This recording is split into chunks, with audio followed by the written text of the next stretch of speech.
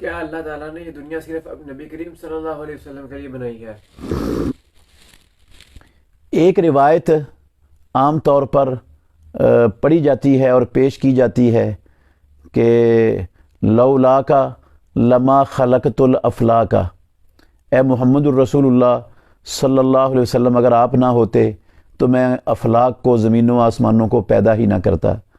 تو یہ کہا جاتا ہے اس روایت کی بنیاد پر کہ جو کچھ بھی ہے وہ رسول اللہ صلی اللہ علیہ وسلم کے لیے بنا ہے، لیکن یہ بات تب تسلیم کی جا سکتی ہے جب یہ روایت، اس کی سند صحیح ہو اور یہ پایہ ثبوت کو پہنچتی ہو، لیکن ایسی بات نہیں ہے۔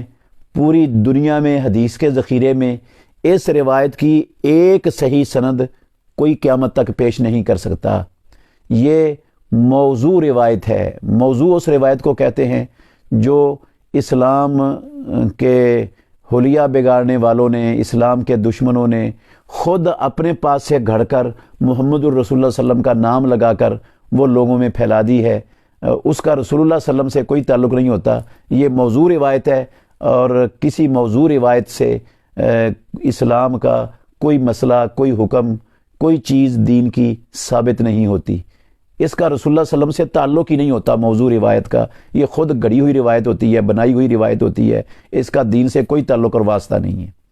باقی قرآن مجید سے یہ پتہ چلتا ہے، رب العالمین نے فرمایا وما خلقت الجن والانس الا لیعبدون، میں نے جنوں انسانوں کو اپنی عبادت کے لیے پیدا کیا ہے، اور جو کچھ کائنات میں اللہ نے بنایا وہ سارے انسانوں کے لیے بنایا ہے۔ هو الذی خلق لکم ما فی الارض جمیعا، جو کچھ اللہ نے زمین میں تمہارے لیے پیدا کیا ہے وہ تمہارے فائدے کے لیے پیدا کیا ہے، تم اس سے فائدہ اٹھا سکتے ہو، صرف اس سے نہیں اٹھانا جس سے اللہ اور اللہ کے رسول نے روک دی ہے۔ باقی ہر چیز انسانوں کے لیے پیدا کی ہے، اور انسانوں میں محمد الرسول اللہ صلی اللہ علیہ وسلم بھی ہیں، اور انسانوں کو اور جنوں کو اللہ نے اپنی عبادت کے لیے پیدا کیا ہے۔